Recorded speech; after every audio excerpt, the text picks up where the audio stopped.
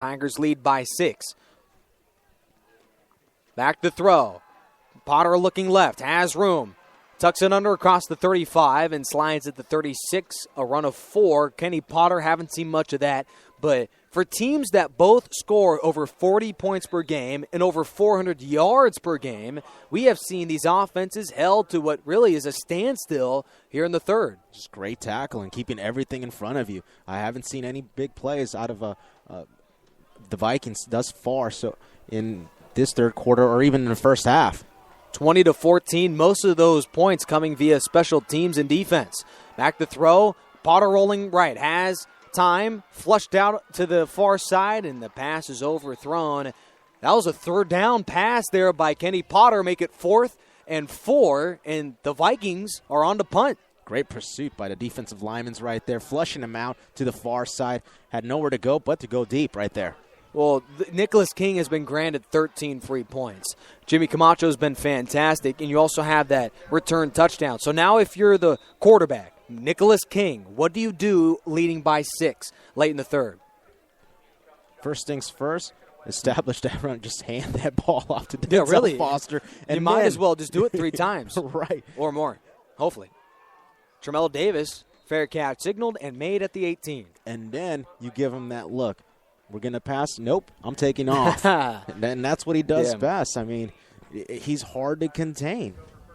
Well, when you really look at it, Dan, and this is a team when Nicholas King throws the football, they turn it over more than when they run the football. This is a ball club that over the last couple of weeks, King threw that interception, had the fumble. That was costly, but when either Foster or King runs it, how about a running back in Foster who has only fumbled the ball once all year, once in his last 230 touches? Christopher Anderson's been great, and King also has been oh so reliable. Foster, boy, making something out of nothing, gains 8. But you take a look at that, Dan, and it's like, why in the world don't you run the ball every time? Well, you got a receiving core as good as Riverside. Yeah, that is true. Michael Stallone, Jawan Thomas, and then tonight Matthew Morin getting involved. Really? And we don't even get into the better guys, the guys who are so athletic. I'm talking about Alejandro Marenko and, of course, Isaac Whitney. Well, a man who actually played extremely well and had a touchdown last week, Jawan Thomas, a freshman from San Diego State University, is now not even starting. So that's what's been the difference with guys like Matthew Morin and Darius Jeter making plays. And don't forget about another man who's been playing relatively well, Alejandro Marenko with a couple of catches.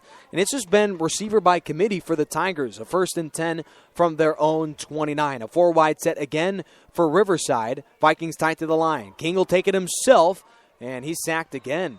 That'll be sack number 5. Have not a whole lot of worries as far as the sack department goes because they have been on first down, but yet again to make the play. Therefore, the Vikings, that'll be number 18. Scotty Feo, that'll be his 5th. But going back to the wide receiving crew, in the NFL, it would be called keeping everyone happy.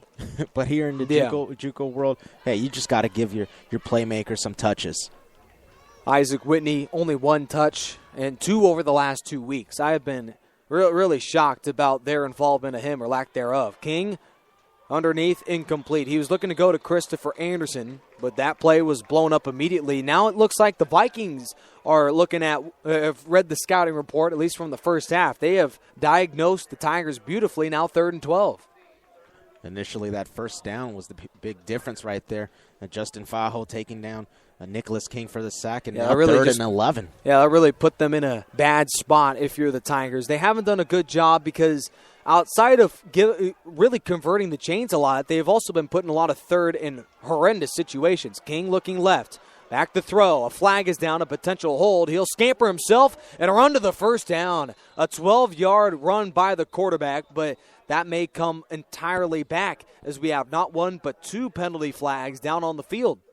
Tom Kraft throwing his hands out and down in frustration right there after that play, knowing that this one is coming back despite Nicholas King's efforts right there. Well, Denzel Foster checks into the game, and on 3rd and 22, understandably, you want to move the chains, but I would not be surprised if they go with a halfback delay, which isn't a bad call here because, boy, if you're King, you're still remembering that in the beginning of the third, that fumble that led to the game-changing touchdown. Right, so true. As a Long Beach City Viking is down on the field in the far side. Right here in this type of situation, just like you said, you run a draw, run a simple screen pass, nothing over the top. You don't want to go deep and then cause a turnover here. This is a team that has been among the worst in Southern California in third downs, make it 36 of 99, converting the chains on third down. That's been the problem with the team that also has been penalized galore here this season. They are in the top 5 among most penalized ball clubs. They've committed 28 false start penalties. Boy. And tonight, nearly 100 more yards worth of flags and are pushed back to a third and forever, Dan, make it at their own 17. Yeah, talking about the penalty department already. Well, in the first half, they had 5 for 55 yards. You're giving them half a football field? That's ridiculous. In just a half. Yeah. Luckily, though, the defense and special teams have come into the fold. 20-14 Tigers lead on the national sports radio station. Again, want to give a special thanks out to our main man, Mr. Chenoweth. Want to give nothing short of all sorts of pleasantries for that man. He's been oh so critical, more than anybody on that Tigers team, for making this thing happen here now at Veterans Memorial Stadium. Hopefully, the Tigers can spoil things here at home. The Long Beach City College Vikings could lose 2 straight. They're about 16 minutes away from that. Yeah, last week losing to Chafee in a hard-fought battle, a game that went down to the wire, losing 40-37, I believe. Yeah. And so for them to go on a 2-game losing streak, that just blows up their whole plans for this season. Coming in again, heavily favored to win this division here, and hey. Yeah, this is your prototypical worst of first. 2 years ago, they were 0-10, and now Long Beach City College has a chance to become 9-1 in the regular season alone. That's amazing, as unfortunately we do have the cart out. But moving forward, 16 minutes to go. Are you concerned by the lack of passing ability by Nicholas King? This will be yet another performance, really, that's not one for the stat books. He'll be the losing quarterback, per se, when it comes to passing numbers. But in his sake, he's looking to go 2-0. If I'm Tom Kraft and the Tigers, I am concerned about that. The inability to not be able to pass. I mean, deep down the field. The good thing is, Long Beach has had their struggles as well, so it's sort of even keen itself. This is a team that at one point was leading the state as far as passing yards go, and it's been a far different story. Helinski had the big opening day performance against Bakersfield, and it's really been south ever since for that passing game. But, boy, if you're a team with potentially the best defense and special teams, just don't turn it over. Yeah, and going back to what you bringing up Kelly Helinski, a guy that had 7 turnovers early on in the season until he got pulled. And 7 in 2 weeks. Yeah. That's atrocious. Yeah, and so here we are. Nicholas King, welcome to the program, a guy who transferred from El Camino, I believe, and all of a sudden had to learn the playbook and finally got his chance, and when Helinski got pulled from that game. On third down and 27 here, Dan, another man who's been pulled and caught it off was Scotty Fale, and he's on a stretcher, and that may be just about it for him tonight. 57 seconds to go and counting here from Veterans Memorial Stadium in the third. 4 wide set. Denzel Foster flanks the quarterback, and there goes the delay. Out to the 20. Zigzags 25. Still looking for room, and he picks up all the penalty yardage back. Dan, that's a 18-yard gash, but too little too late. Here comes the punting unit. Oh, good call right there. I mean, you called it. Delay, run, or draw, right? Yeah. I also didn't call having Isaac Whitney, your stud receiver, with only 2 catches in 7 quarters.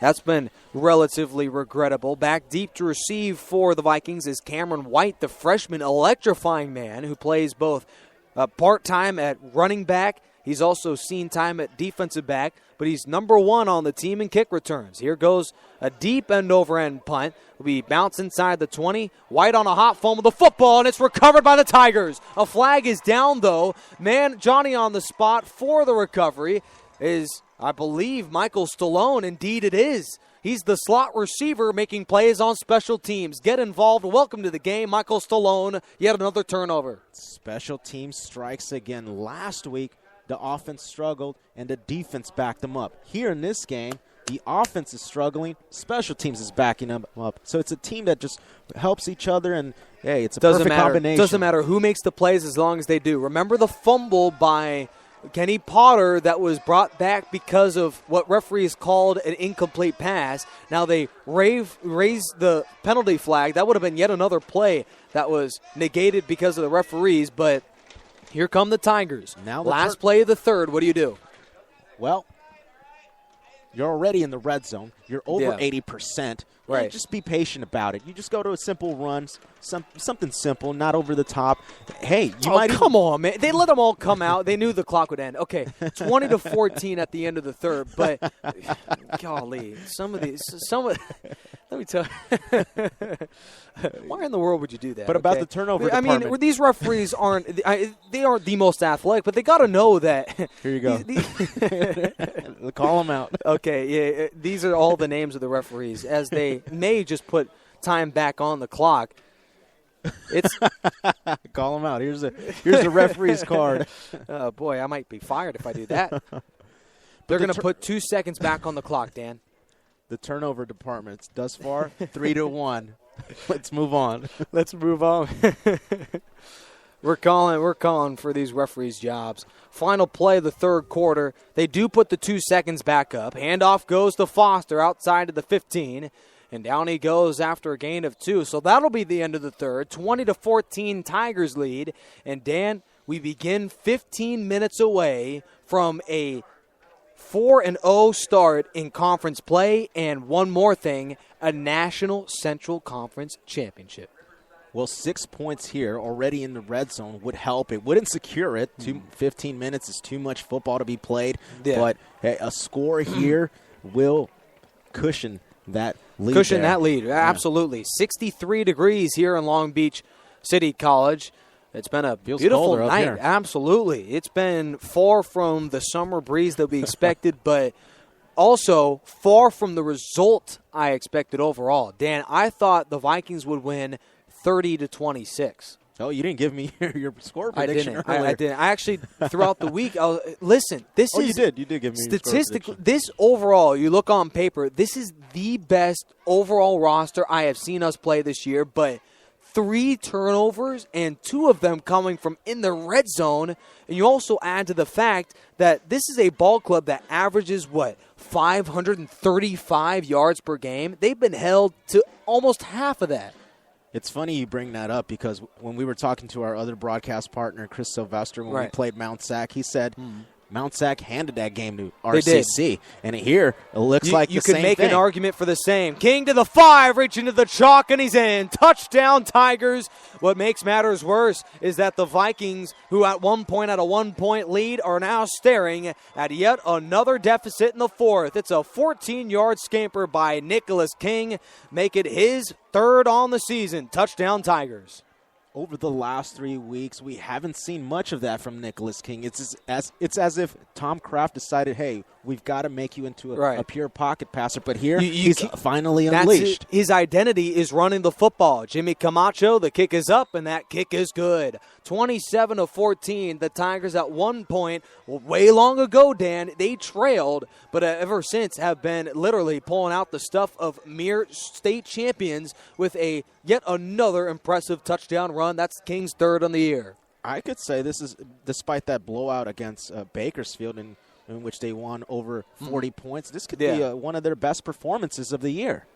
Yeah, really. This is a team that, outside of the penalties, this has been a ball club that over the last 7.5 quarters, they have forced 8 turnovers. And, boy, that running game has been phenomenal, partner. Yet another rushing touchdown, make it 5 rushing scores by that Tigers offense over the last 2 weeks. Boy, when you have that much production and a stat of 8 turnovers over 2 games, that eventually is going to drop down. You're going to stop seeing that once we get into the playoffs. But you really think so? It's still a defense let me tell you something. It's the defense that might not cause as many turnovers in the playoffs, but will still hold. But I'm interested, offense. Though, Dan. This is a team that has been suffocating. You think these turnovers will come to an end? Well, when you have that high of a production, it eventually has to come down. Yeah, they have just level playing. off. Right. And that's what I mean. But I have been encouraged that they've been playing better than before. So even if they level off, they'll still play better than they did